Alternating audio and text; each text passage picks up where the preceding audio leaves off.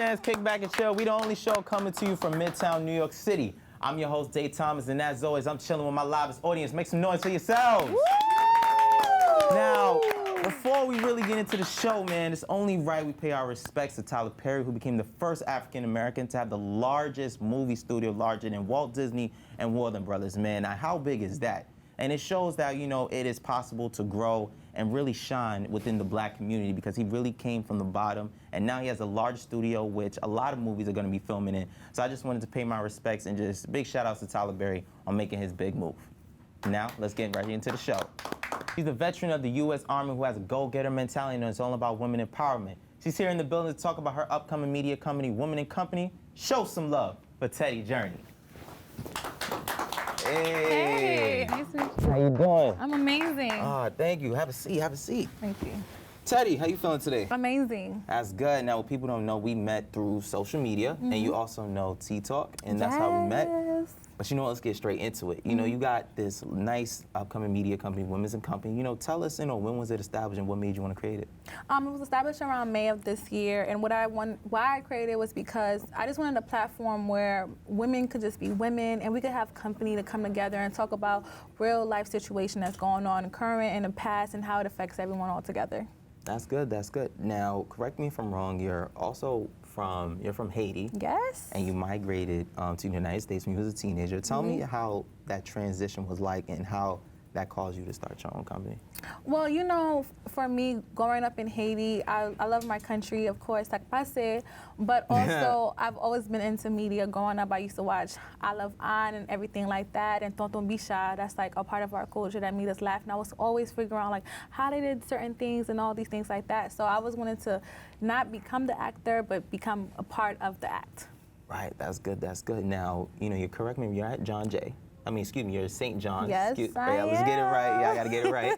So you're at St. John's majoring in international business. How is, you know, majoring in international business gonna help with your media company? Well, you know, it's like you're doing media, how come you're doing business and everything like that? Yeah. But for me, it's always learning the business side of it because I feel like I can learn things and it's about a team. And I was wanting to be the back end of it and I was wanting to make sure that my business, because it is a business at the end of the day, is run correctly and I'll have a team that can help in the areas where I don't know of.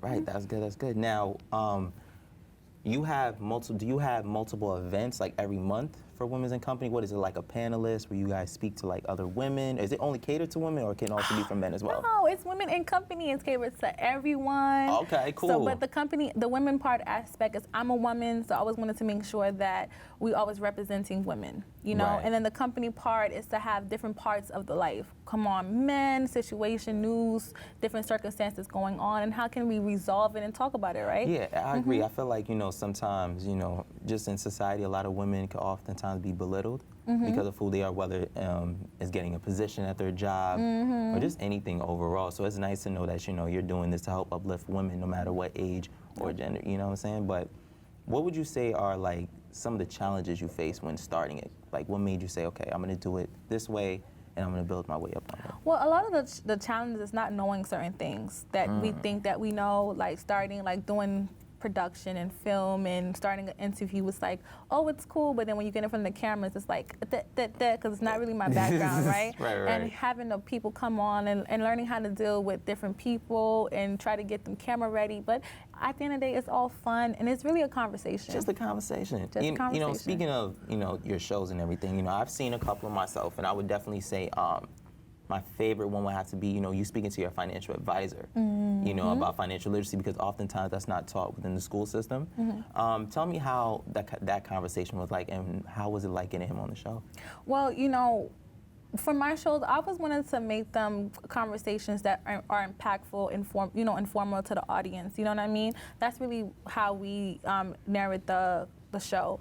But to have him to come on is, you know, he's always in my ear about, hey, you need to do this and you need to do that. So I was just like, you need to come on the show and spread this information. So that's really how it came about. That's good, that's good. Now, do you film like every week, every month? Like how is it normally? So it's every week, and if we do miss a week, so because, you know, things happen, we always subdue something that happened, but it's every Sunday, and we talk about there's different things going on when it comes to womanhood, manhood, society, politics, how you say, politicians and things like that. We talk about everything.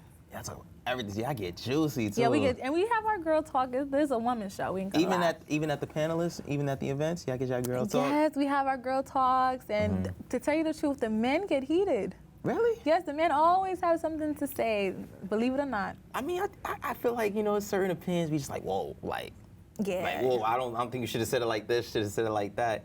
But you know, that's good. You know, one thing I also like too is that it ranges from topics. You know, you've had some of your friends that are also in school with you. You had your financial advisor.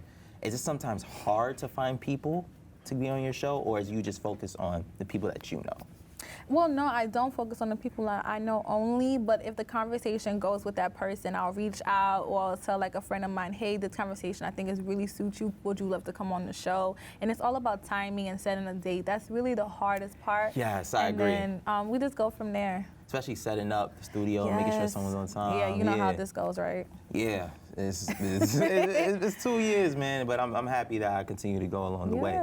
But is there any people that you would say that you idolize, like from the industry, that you truly admire? Oh my gosh, yes, Karen Civil. I say that on every platform because she's really she's like a mirror of perfection to me. You know, she's not perfect, but she's Haitian. She came out of New York. She's in New Jersey. She built her platform, even through Lil Wayne and the Backstreet Boys and all these things too. Oh, that's how she got started.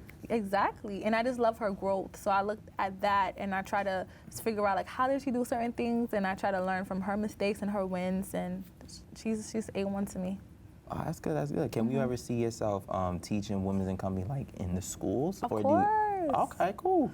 Of course. Actually, that's really where I want to take it because I want us to become a multimedia company so we can actually bring it to Haiti or to schools and teach them more about production because a part of life is media, it's television, it's social media. Everything is media. Right?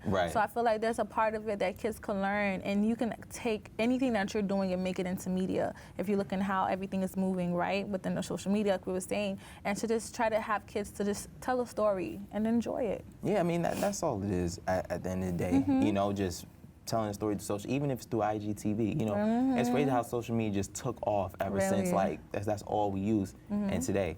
But, you know, I kind of want to go back a little bit. You're actually a former veteran, you know what I'm saying, U.S. Army. Thank you for serving for our country. Thank you. Now, how was it like, you know, during that time, you know, serving?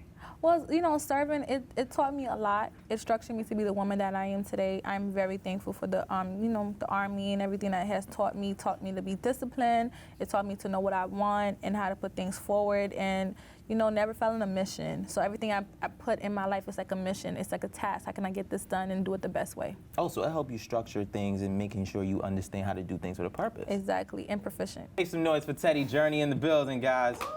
Now, we're going to take a quick break, but when we come back, we have more with Theddy and her company, so don't go nowhere, and we'll be right back.